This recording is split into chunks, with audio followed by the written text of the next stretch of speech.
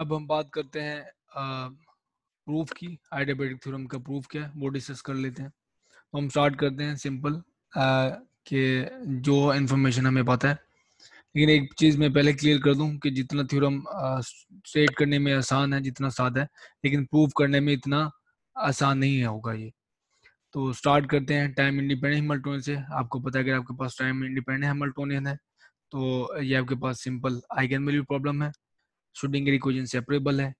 आप जो stationery states हैं, स्पेस वेव फंक्शंस, आप उनको अलहदा से कंप्यूट कर सकते हो, और जो total time dependent wave function होगा आप स्टेशनरी स्टेट को उसके फेज फैक्टर से, टाइम डिपेंडेंस है उससे मल्टीप्लाई करके टोटल वेव फंक्शन ले सकते हो।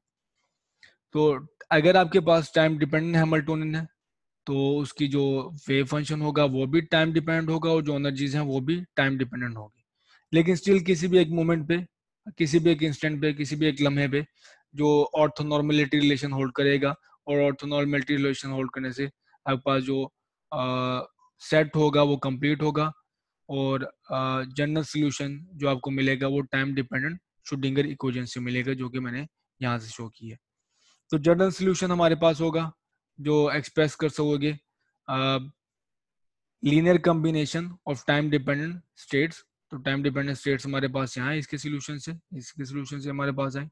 टाइम डिपेंडेंट स्टेट की लीनियर कॉम्बिनेशन से आपको मिलेगी ये जनरल स्टेट या जनरल सोल्यूशन आप कह लें।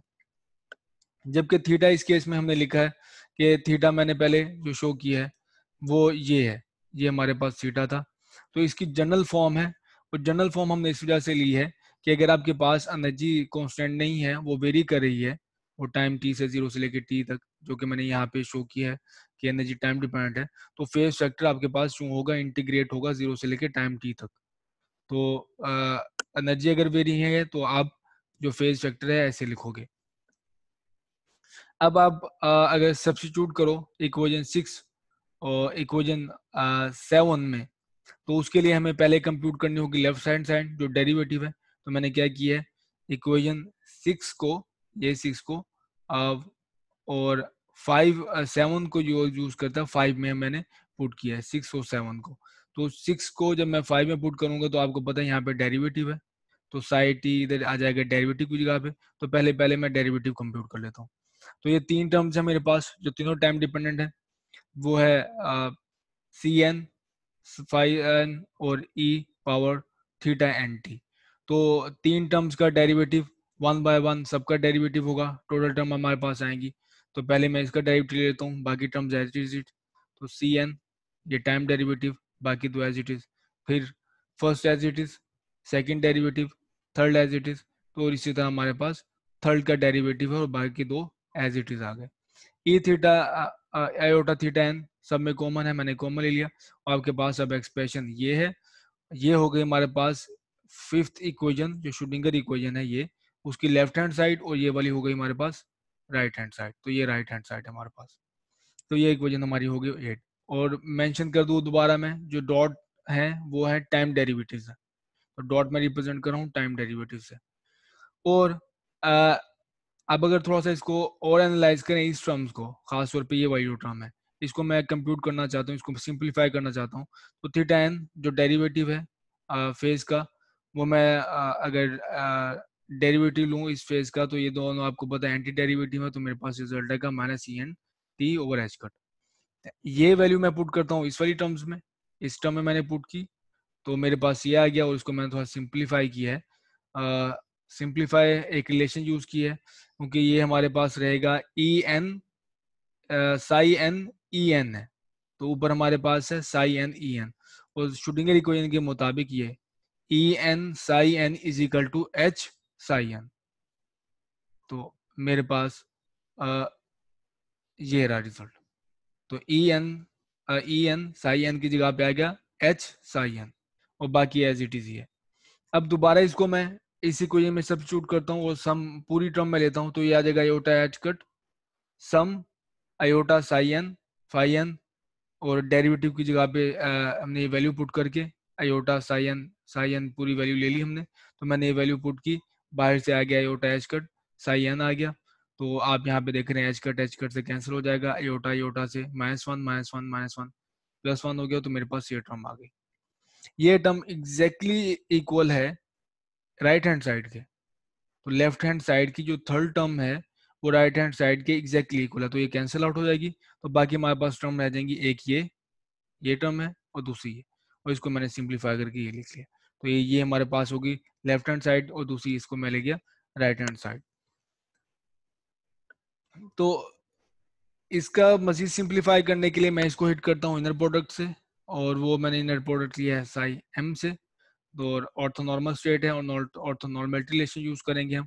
तो ये हमारे पास साई एन और साई एम के इनर प्रोडक्ट आएगा जो कि डेल्टा एम एन के इक्वल है, और इस तरफ हमारे पास इनर प्रोडक्ट ऐसे लिखा जाएगा, ये डेरिवेटिव है हमारे पास। और यहाँ पे हमारे पास बाकी सारी टर्म जीरो हो जाएंगी, और बाकी रह जाएगा एम वाला कोफिशिएंट जो टाइम डिपेंडेंट है इसमें, और यहाँ पे जो फेज फैक्टर था ई पावर थीटा एम, ई पावर आयोटा थीटा एम, मैं इस तरफ ले गया हूँ, वो माइनस में हो गया, तो यह भी है E iota minus theta M.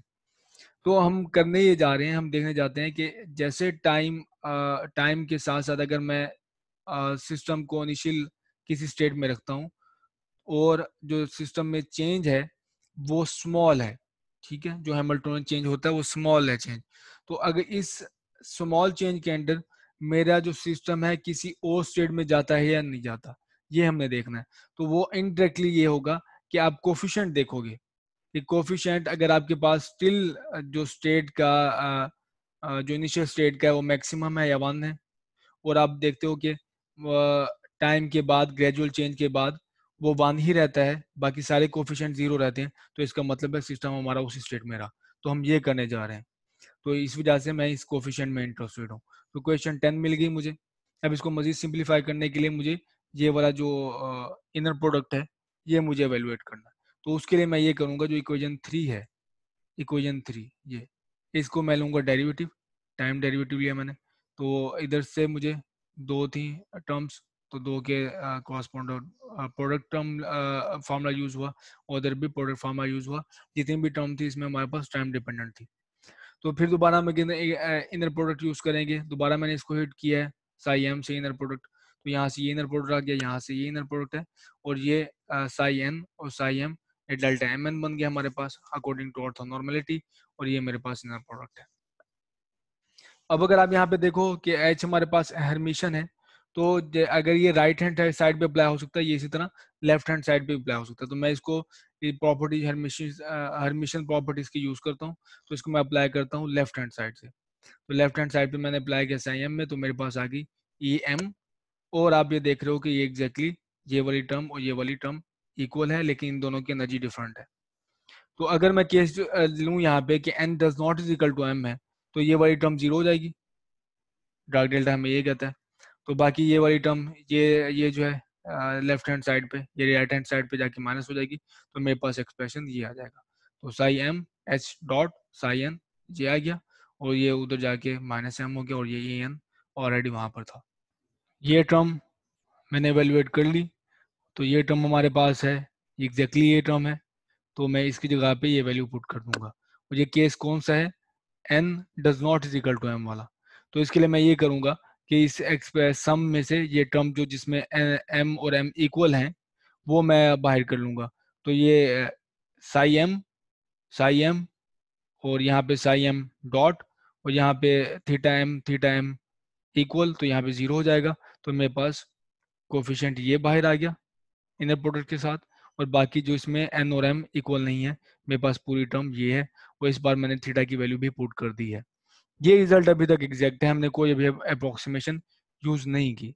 तो मैं दोबारा याद दहानी करवा दूं आपकी कि ये हमारे पास जो केस है वो नॉन डिजेनरेट केस है, तो डिवाइड बाई जीरो नहीं होगा मैं। अब अप्रोक्सीमेशन है, और अप्रोक्सीमेशन आइडियाबेटिक अप्रोक्सीमेशन हमारे पास ये है कि जो वेरिएशन होगी वो इंतहाई एक्सट्रीमली स्मॉल होगी। तो इस तरह से हमारे पास जो ये टर्म है वो वैनिश हो जाएगी, वो जाती रहेगी, तो बाकी हमारे पास रहेगा ये एक्सप्रेशन।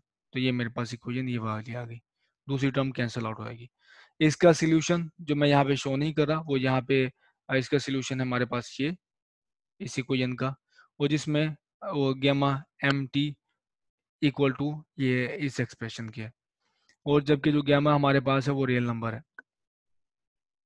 तो इस इक्वेशन के साथ हमें ये मिल गया है ये कैलकुलेशन कि अगर आपके पास सिस्टम साई एम टी है, जो कोफिशिएंट है किसी लेटर टाइम टी पे, वो डिपेंड करता है इनिशियल जो टाइम पे, टाइम जीरो पे कोफिशिएंट पे, वो प्रोडक्ट है और साथ उसका कोई फेस फैक्टर है।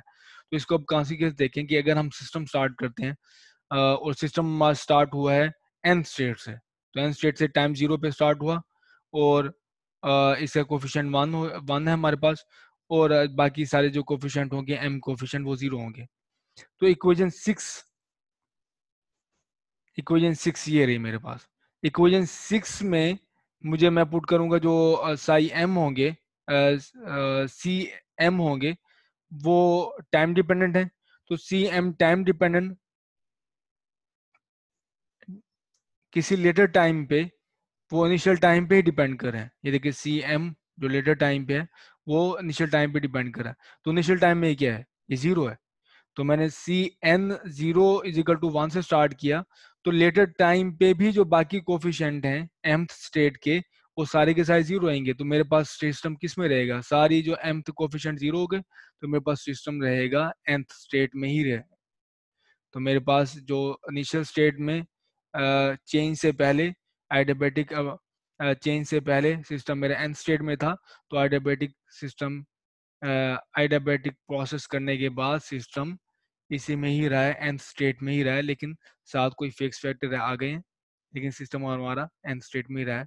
यही हमने प्रूव करना था।